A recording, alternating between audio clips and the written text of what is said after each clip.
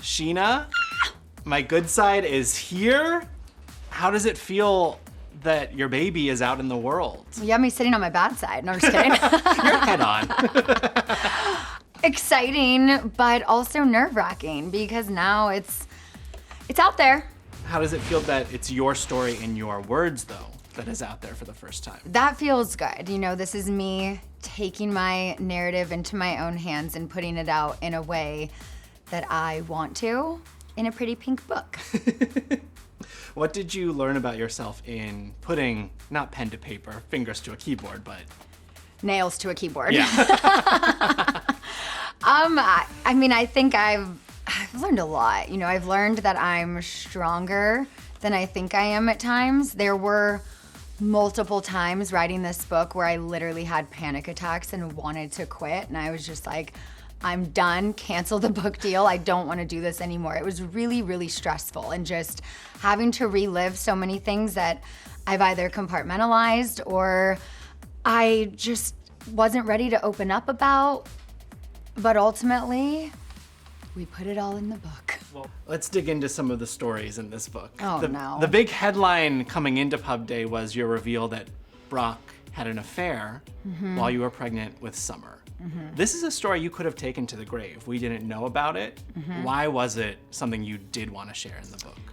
I could have taken it to the grave, but I felt like that would be being extremely inauthentic in putting out a memoir of my life. And this is one of the most challenging things I've ever gone through in my life. So I'm gonna go from Scandoval to today and just skip everything in between. That doesn't feel right. And it wasn't an easy decision. We went back and forth for months, draft after draft. You know, should we say more? Should we be vague? And ultimately I was like, you know what? You did involve someone else in our relationship. At any point in time, she could come forward. But at the end of the day, Brock and I sat down together and we just said, this book is not gonna feel complete. A literal chapter of my life and of the book will be missing if we don't put it in and then say it does come out one day. Then it decredits the whole book, you know? Is that a word? Yes. Okay. Discredit, decredit. Discredit. Same thing. I think it does, for fans of Vanderpump Rules, color your Scandoval experience in a different way. There's people who said, well, isn't it hypocritical you hid this from the cameras? What's it been like to hear the response to what you're sharing? It's completely understandable. You know, everyone saying that, they're absolutely right. I don't have a defense to that. It is hypocritical of me. However, at that time, I was not ready to open up about this. I was protecting my daughter. I was trying to process this in a mature way, in a responsible way, and not just to react emotionally. I knew that when season 11 came around, it was way too fresh. I didn't want to take the narrative off Ariana. I didn't want to look like I was trying to make something about myself, as people love to say. No one noticed. I guess I really was a great actress because literally no one, my family, my best friends, no one noticed at the time something was wrong. I needed to make a decision for myself. Am I going to stay or am I going to leave? And it took me a lot of time to process that. My anger was misplaced at times on Tom Sandoval when it should have been on Brock, but also Tom Sandoval deserved my anger that season, so I don't feel bad for that. Don't make me look like a f***ing idiot, Tom. I just felt like I was dying inside and I couldn't get it out because I wasn't ready to. And I knew that I needed to take time to process what had happened to me. Maybe we open up about it the next season. You do say that had there been a season 12 for your cast, you would have probably shared this. I don't think I could have gone through another season without discussing this. How did you ultimately land in the place where I want to keep my family together, I'm gonna forgive, probably not forget, but I am gonna be able to move forward with Brock? At the time when I found out, it was so long ago that he had done it and it didn't make it okay, but we had built such an amazing life together at this point. We had gotten married and I loved our life. And I'm like, before I react emotionally, You know, I wanted to kick him out of the house that night. What am I gonna tell Summer when she wakes up? I wanted to leave that night. What's he gonna tell Summer when she wakes up? And I'm like, I need to just figure out if we can stay together, if we can keep our family together, because I owe that to my daughter. I think I owe it to our marriage. This wasn't something that happened after we were married, and I'm not gonna throw away the last 2 years that we've built together because of a mistake you made back then. I did not forgive him for it for a long time, but I just said, we're gonna just not talk about this right now. Do you think you would have stayed if you didn't have a child together? I want to say no. I don't think I would have. But the thing is, I also, my entire life said if I was ever cheated on, I would leave. And I think until you're in that position, you don't truly know what you would do. A kind of strange theme in the book is infidelity. From you talking about your own experiences in high school and how that formed how you view relationships, to then big spotlight moment having to reopen the Eddie Cibrian wound. Did it feel cathartic to finally tell your story in this way, or was it like, why do I have to talk about this again? Definitely cathartic. I think a big misconception about me is that I was this mistress, and I wasn't. I wasn't complicit in this affair. He was having an affair. He was the cheater. I was the innocent 21-year-old fresh out of college girl who met a cute guy in LA who was an actor. Every cute guy in LA is an actor. I didn't think anything of it. So reliving it, writing about it, definitely cathartic. But it's just like also so much time has passed. And I feel like even from the time of season 1, 5 years had passed and people Right. were acting like this happened yesterday. I didn't realize, the book clarified for me that there was overlap with the Leanne Rimes of it all, and that was kind of the smoking Yes. gun that blew it up for you. How crazy is that? Absolutely wild. Like, I remember looking at his phone and seeing, I'm like, Can't Fight the Moonlight's calling you? What? I love Coyote Ugly. You kind of do open up your little black book in this. There is one passage where you list off, in addition to Eddie, Jesse Metcalf, John Mayer, Shamar Moore, Josh Hopkins, Shane West, Jesse McCartney, JC Chazet, Adrian Grenier, Ricardo Shaviro, William Tell, 2 actors from The Notebook, 3 men from The Bachelorette, and NBA, NFL, and MLB players. You could write a second book, I think, just about love in Hollywood. I mean, did you have any second thoughts about putting that all in there, or did it feel right? That's why I just didn't go into details about each of them. You know, maybe there is another book one day, but I also want to clarify, I did not date all of these men. I see things where it's like her dating history. I'm like, no, we hooked up one time. It was just like, let's just rattle off how much, you know, early 20s Scheana. You had fun. You had a good time. I did.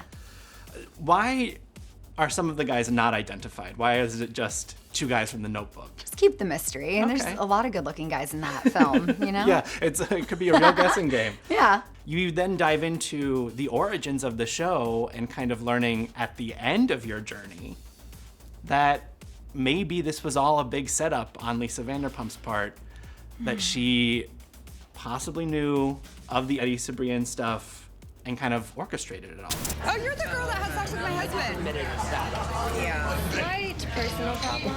Brandy. I kind of used to date her husband. It was confirmed to me. Yeah, one of our producers just one night after a few drinks was making a joke with another producer and was like, yeah, remember when Lisa was worried that the Disney girl with a connection to Eddie wasn't gonna join the show? Because you were not working at Sir No. before Vanderpump Rules. You were at a different restaurant. I was at Villa Blanca. They brought, which we all saw you be brought over, but that kind of, the reasoning behind that may not have been legitimate now looking back. Yeah, so that was a big bombshell that I just learned maybe 7 months ago. How did that color your experience retroactively? Did you see anything differently?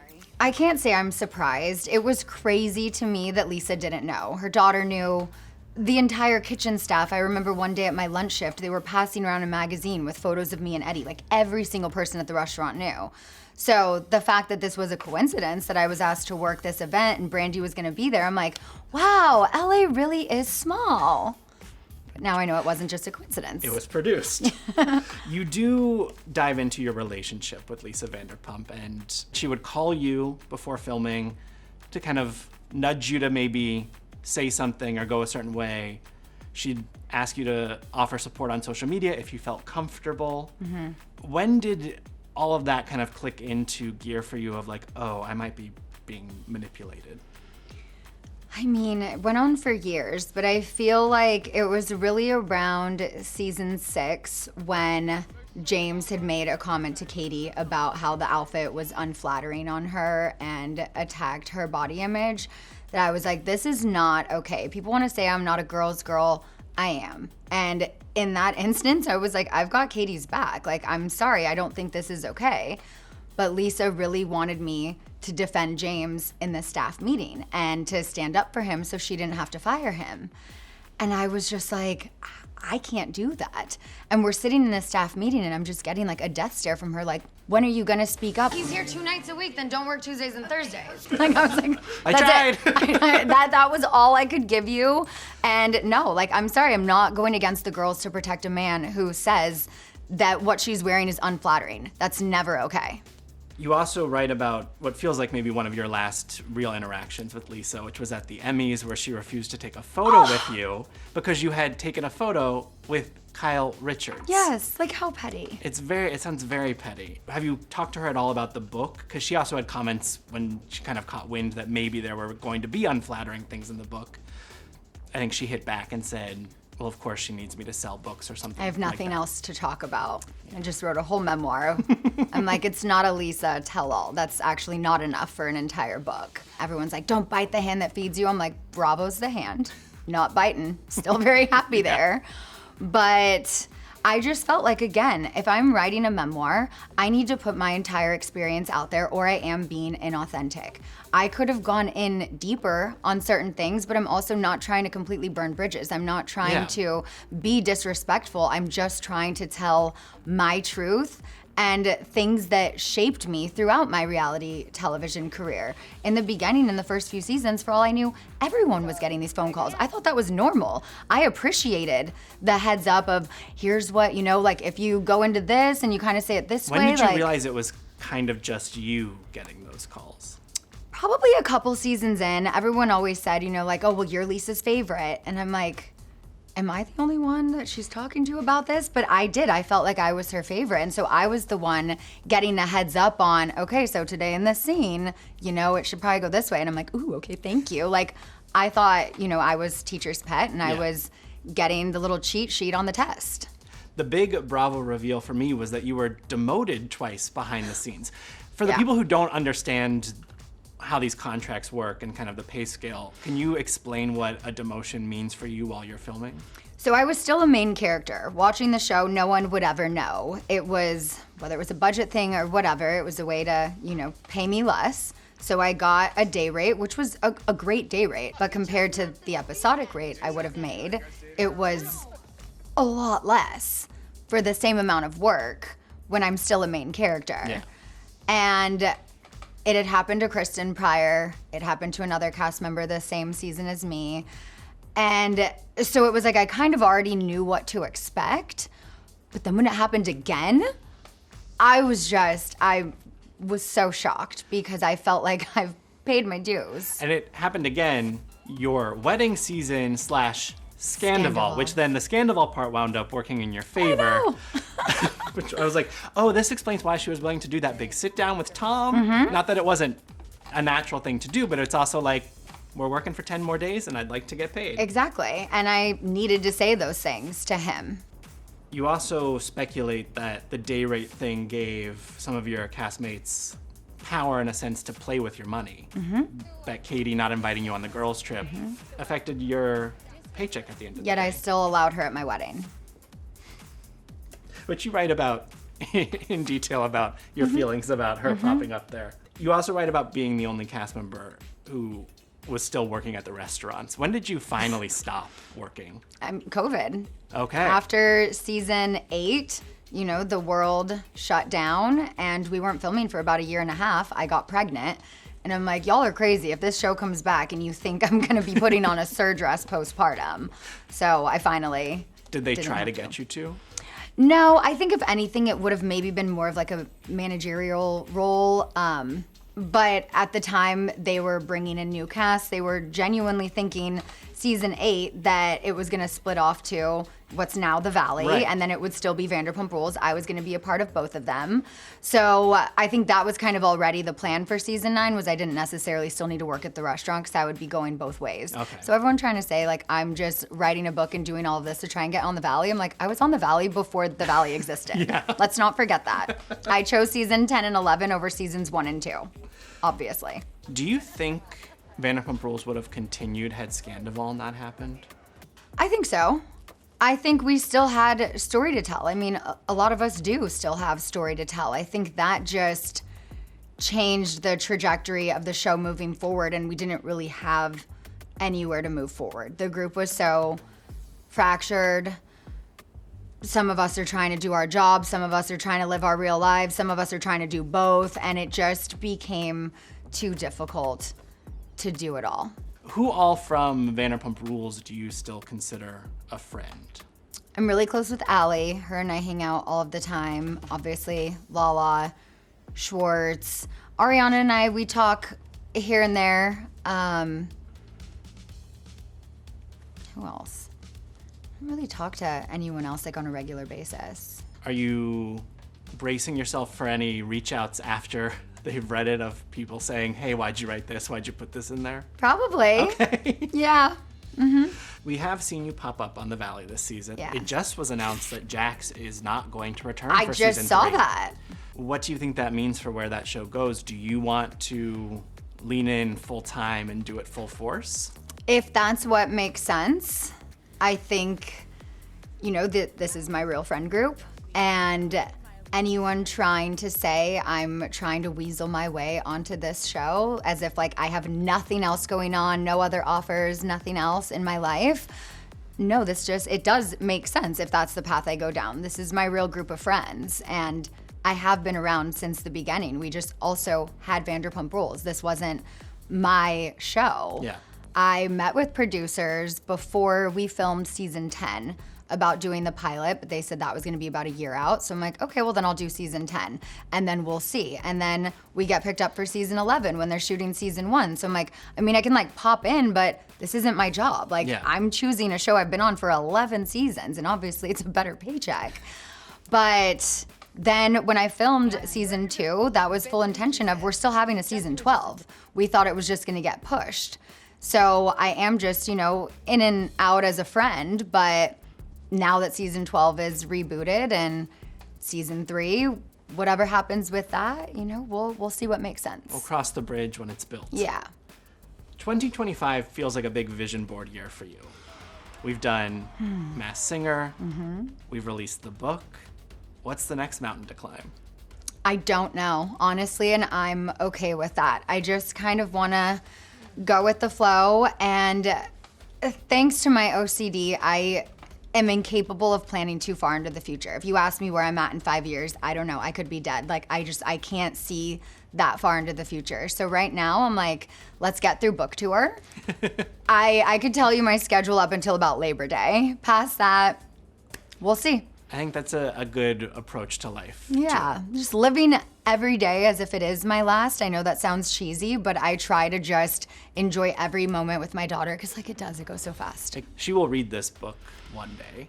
You write about what you hope she takes away in the acknowledgments, but how does that make you feel that your story is physical for her to pick up and, even when you're gone, revisit who Mom was?